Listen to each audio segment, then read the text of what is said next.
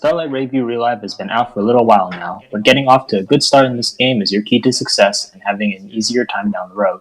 As with most gacha games, there are a few things that beginners should learn about before going in balls deep and spending the resources. These are 10 tips new players should learn about Starlight when they first start out. Number 1. Reroll your account for an optimal team setup. You hate it, I hate it, we all hate it, but we all have to do it. It's no surprise to anyone who's familiar with gacha games that this is a common occurrence and Starlight is no exception. Thankfully, the rerolling process is relatively quick and easy to do while also being quite generous. This isn't a specific reroll guide and I'll have one out sometime soon, but if you haven't already, feel free to set up some emulators and go to town. Some characters to look out for amongst the standard 4-star pool include Sun Nation Maya, Musketeer Juna, Pirate Queen Shizuha, and Earth Goddess Yachio. Your mid-game experience may vary whether you roll any of the girls mentioned above, garbage like Karin, or any of the situational 4-stars that come with their own specific niches. Note that as with all gacha games and with them releasing new content and units on a regular basis, power creep will be an inevitability and these units will end up being overshadowed by newer, shinier units. The exception being Greenhorn Captain Aruru, who scales better into the mid to late game while not being that great herself at the beginning. Number 2. Focus on your main team. Now that you have your team of multiple 4-stars, it's important to keep them well trained. Resources in this game, especially gold, are hard to come by, and as you progress through the game, the prices will get steeper and steeper. It's important to focus on a core set of units and save up resources for the next one. While stamina is relatively generous, collecting materials isn't.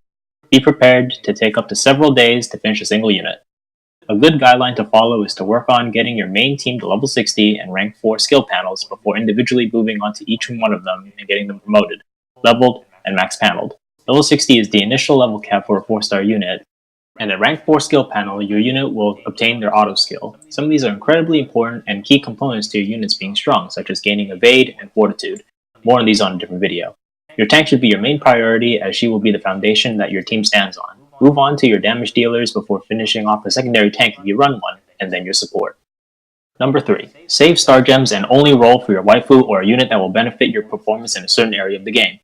Star gems are the premium currency in Starlight, and unless you're willing to spend money on the game on a regular basis, it's best to hold on to as many of these as possible. While you may be led to believe that stars are being given out seemingly for free in large sums, it won't always be this way, and obtaining gems from the story and events are finite resources. While we currently have insight on how the Japanese servers are doing for the next 6 months, the English version of the game is moving at a rapid pace, and planning ahead while we still can is important. Information on the future banners of the game are scarce and hard to come by, so I'll leave a link in the description down below on a detailed Google Doc on all the currently released units in the Japanese version of the game. Pick a waifu in advance and hold on to your star gems until her banner shows up. Number 4. Do your dailies. These quests are extremely easy and quick to finish. They give multiple rewards ranging from star gems, leveling tickets, gifts, potential gems, and extra stamina to collect materials. Most of the quests can be completed with a simple press of a button, so take a minute out of your routine to finish these quests. Number 5. Do your friend point roll. You get a free 10 spin on the friend point gacha every day, and it turns out low-grade materials, tickets, and more importantly, low-grade memoirs. Only 2 of these memoirs are of any significant note, but having these will greatly improve your team's performance amongst other things that you can get. Number 6. 2 and 3-star units are not that good.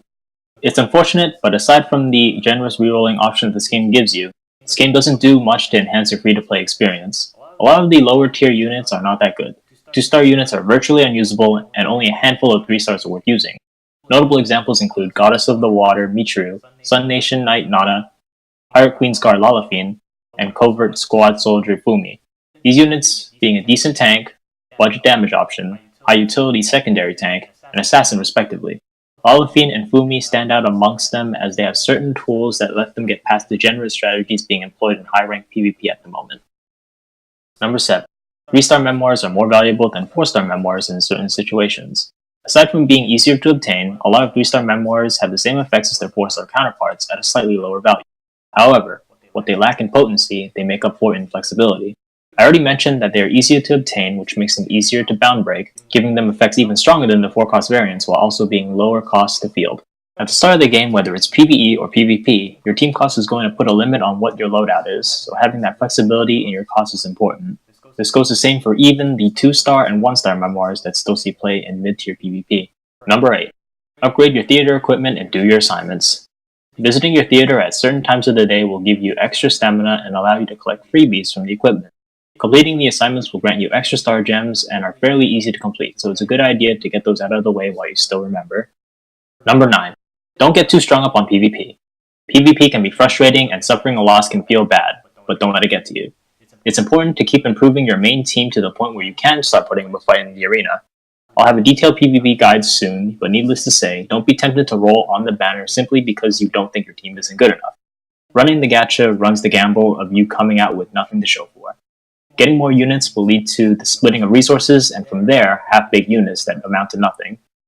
The promotion rewards are a one-time thing and will always be there for you to grab whenever you're ready, so don't sweat it if you don't make it to Legend every season. The Memoir prize can also be bought with PvP coins in the shop if you desperately need it as well. Despite this, it is still advised that you play and try to win and get your 5 PvP boxes and finish your daily PvP match, as these provide gold and PvP exclusive currency and prizes. Number 10. Try to bond all of your girls to at least bond level 5. Getting a stage girl to bond 5 will grant you 20,000 gold and 30 star gems in total regardless of rarity. You can go a step further and get them to bond 9 for the creation jewel, however this is recommended only after everyone has reached bond level 5. An easy way to do this is to use the daily canned juice gift from the theater.